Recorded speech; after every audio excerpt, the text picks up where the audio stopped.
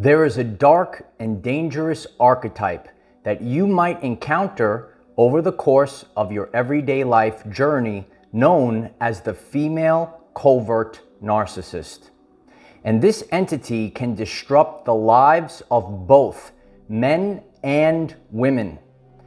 And many people don't realize it until it's too late. So in today's lesson, we're going to discuss the signs, characteristics, and dangers of the female covert narcissist. So take out a pen and paper, take notes, follow along in the comments. Ladies, wait till the end because we're going to discuss how it affects your lives as well, as I've had in-depth conversations with many women that also deal with this problem as well. And the female covert narcissist, when you first meet this person, they are very charming and they say all the right things. So in the beginning, you say, wow, this person is so great. But this person might have other things in mind, and that's why they're meeting you.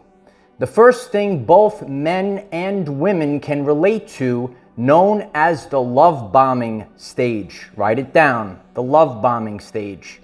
And during this time period, this particular person is feeling you out. There's a lot of compliments. There's a lot of affection at this time. And during this process, they are painting a picture. They will like anything and everything that you like. Once again, they will like anything and everything that you like because they have to paint this picture of themselves, and they are creating an illusion at this time. So the whole persona of the female covert narcissist is an illusion. This stage of love bombing is not love, but they are actually seeking opportunity. So many people are empathic, both men and women, and you might have someone that comes into your everyday life and you say, wow, this person is so great. But what they are actually doing is identifying an opportunity. Over the course of time, you begin to know this person, and they always play the victim card. The victim card, right? They're always the victim, and they twist reality to their favor. In the past, it wasn't me, it was always them. Every story that you get from this particular person, it was not me, it was always them, the other party. You will notice, if you take the time to get to know the female covert narcissist, they are always on the move. And the reason why they're always on the move is so that their past doesn't expose them or catch up to them. What they have done is created an illusion of who they are. And illusions over time fade. And that's why the next step is called the hook. Write it down, the hook. And under 6 months, they will either try to move in, get married, or get pregnant. So now they have the hook. Since their identity is an illusion, that illusion is going to fade. They are seeking opportunity. So the hook is now set, and they will try to have this hook in a short period of time, because that illusion does not last the test of time. The clock is always ticking. Time is always running out on the female covert narcissist. And this is because who they are is not authentic. Write it down. Who they are is not authentic. And authenticity lasts the test of time. So they know that they're on a clock. Hurry up. We have to do this. Hurry up. Let's anchor in, because over time, that illusion, that painting, that artist, a BS artist, if you will, that is going to fade. So that clock, you might feel, the clock is always ticking. Time is always running out. The female covert narcissist is not happy if there isn't chaos. And they need to operate out of chaos because your attention is all over the place and you don't have the time to really figure it out. And you're almost in this fog, right? You might be an intelligent person. You might be a rational person. All of a sudden, you're riddled with anxiety. If you're empathic, you might be picking up the anxiety of the female covert narcissist. So if there isn't chaos, they're not happy. They might create chaos until they move to the next step. And now you might have realized this, and you might begin to cut off supply. A lot of you that already know about the narcissist, you know about when you put your foot down. Maybe you were walked all over. Maybe you allowed things to go. You said, well, this is a good person, so we're going to allow these things to happen. But then one day, throughout the chaos, you start to realize something is wrong. Something isn't right. And then you put your foot down and you say no more. The covert narcissist always outplays their hand. They think that they're getting away with it, and that's been their life. So they think they're going to get away with it with you. So the female covert narcissist always outplays their hand. And when we do things, we should do them out of authentic feelings, for authentic outcomes, not because we seek an opportunity. So we might twist things, do certain things, but they ultimately outplay their hand. If you are lucky enough to survive the covert narcissist, some people don't, but upon discard, right? Some of you know the discard phase. Now we're in the discard phase.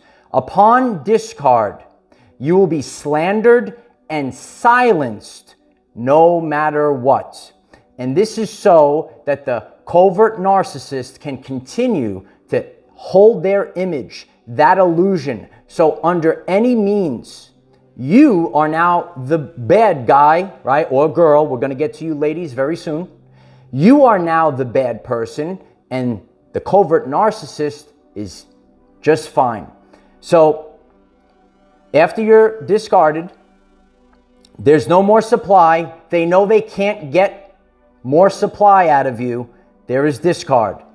And then there is slander, there is twists, and you will be silenced no matter what. This is very dangerous for men and for women.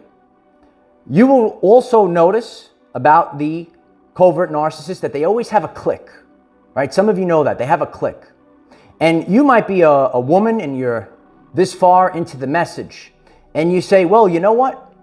I deal with troubles from female covert narcissists as well. It's actually very disturbing. I've observed this and analyzed this. I've had many conversations with women friends of mine over the years.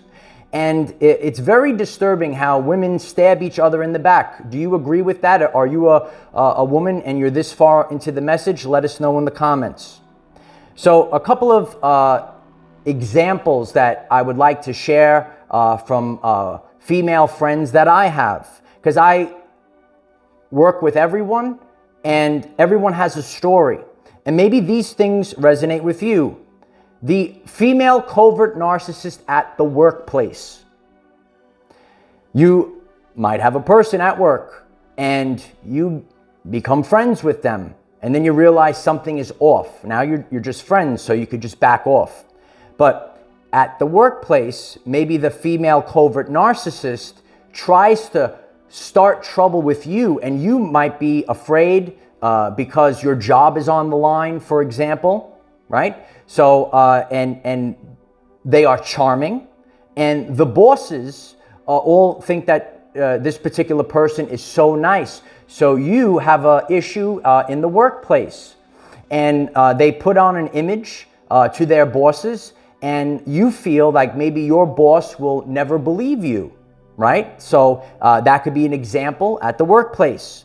You might have a friend, and certain examples that you might have with a friend. I have to go to the gym when she wants to go to the gym only. I have to eat at the restaurant that she wants to, otherwise she won't hang out with me. Is that you, ladies? Do you have a particular person like this in your everyday life? So they might, show off how nice they are, but they have to have things in order that it suits them, not you. Whether you're man or female and you're this far along, please hit the like button so others will get this very important message, because people deal with this over the course of their journey. And many women are affected by this as well. I'm here to tell you, ladies, that's not your friend. You're a means to an outcome. I'm here to tell you, fellas, they don't love you. You have something that they want. And they will paint this picture. And for both men and women, there's this secret competition that's going on behind the scenes. And if you agree with that, let us know in the comments. There's a secret competition that's going on.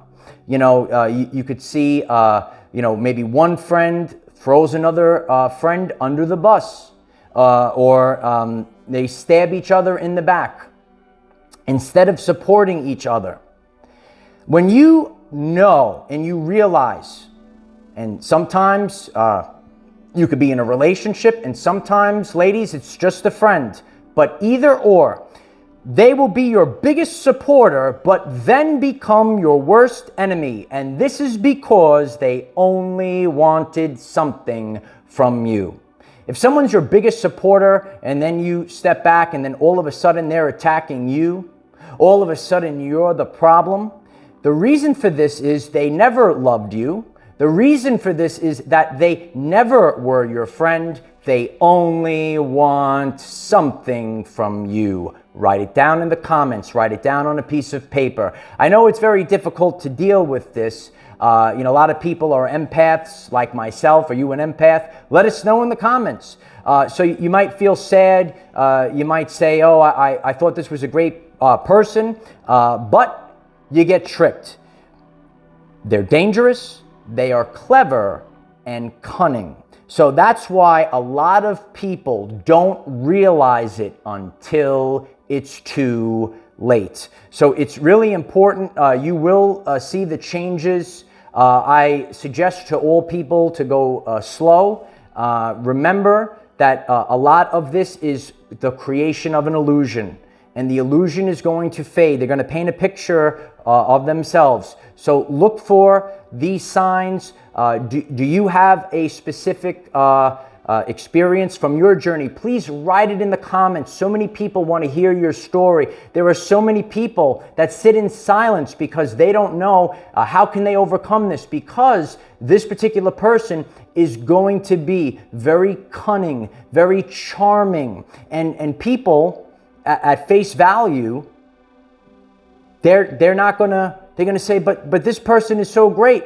So I know a lot of women, I love you, I speak to you. I know a lot of men, I love you, I speak to you. And this is a problem that is running wild in society. It's really a matter of society and people seeing maybe what's out on social media, and they think that they have to behave that way. So if this message was helpful for you today, hit the like button, hit the subscribe button. We do daily videos, 9 a.m. Eastern Time. We help support each other, we raise awareness, and we help improve everyone's everyday life. No matter who is listening in, maybe we should all take out the accountability mirror. Let's all do a better job. Right? If you're being triggered at any point during this video, let's take out the accountability mirror. Let's do better. Let's become better. And I've had conversations that people said, you know what, I used to be like that, and I did better over time. Congratulations. And that's our focus. We all want to do better. We all want to be better. So I appreciate all of you. Leave comments. Is this masterclass helpful for all of you to understand this? Because a lot of you might be sitting there and you're in a fog of confusion. That's probably the most important thing, because things are not adding up and you're sitting there and you're so confused. You're very confused. So it's very difficult to break free. And those that are lucky to break free, we pass it forward. This information is invaluable to people because awareness is the precursor to change. So when you become aware, right, then all of a sudden you're able to make better decisions. And you could see these things coming from a mile away, whether it's 3 years or 3 minutes. You will be able to swiftly identify these characteristics, these signs, and you will be able to navigate the turbulence of your everyday life. So I love each and every one of you. Please share this video. Come back. We discuss this topic and many other topics on Patreon. The link is in the description. We collaborate as a community, and let's raise awareness. Let's all raise awareness. Let's all do better. And there are many men and women that their lives, they might get disrupted. They might even be destroyed. But the more you know, you can make better decisions for your everyday life.